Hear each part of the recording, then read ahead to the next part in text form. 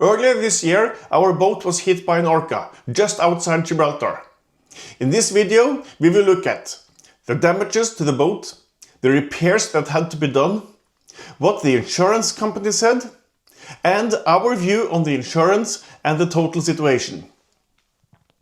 The orca damaged the steering of the boat, and the boat had to be steered by emergency steering for 15 hours. Luckily, both the crew and the boat survived. Damage. When the orca hit the rudder, something has to break. Some boats lose the rudder, and some boats even sink after such an incident.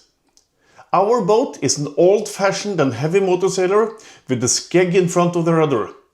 This is a very solid construction, and we think this is what saved us in this case. But, as I said, something has to break when a 6-ton mammal is playing with the boat. In our case, the attachment of the steering cylinder came loose from the hull. The bad thing was that we lost the steering. The good thing was that the boat was still floating and it was still possible to use the emergency steering. Repair. The crew managed to get the boat to port. Then we had to fix the steering.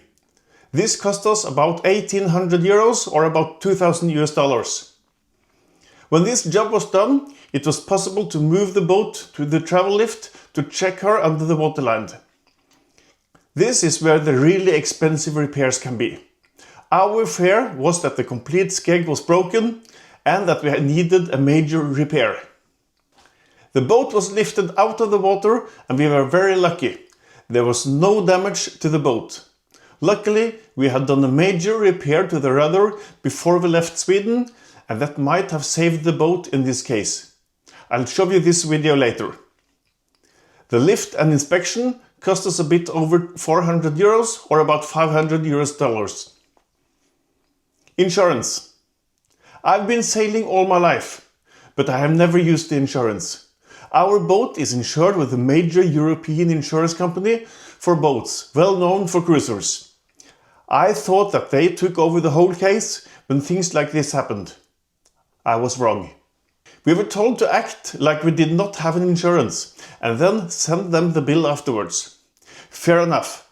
But to handle and organize this when the boat was in Spain and we were at home in Norway was not straightforward. Our boat was sailed from the UK to Gibraltar by a delivery crew, and they had to leave for their next job. Luckily, they had put us in contact with MH Yacht Preserve in La Linea, and Marcus there was able to fix both the internal damage and to organize the lift and inspection of the boat. We owe him a big thank you.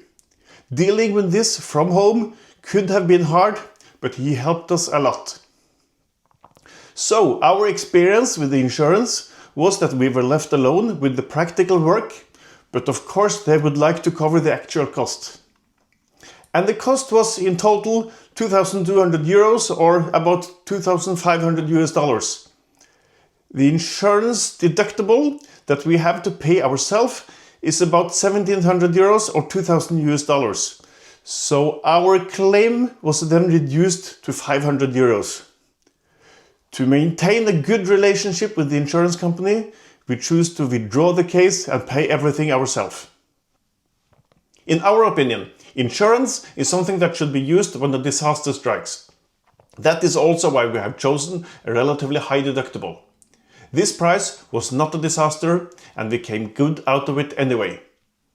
Others experience significant damage to their boats after attacks by killer whales, and some even experience the boat sinking. In this context, we came out of it well, relatively speaking. So, in our case, this was no disaster, only an expensive and scary experience. Why did this work so well in our case? Well, we don't know why the orca only hit twice and did not continue for hours.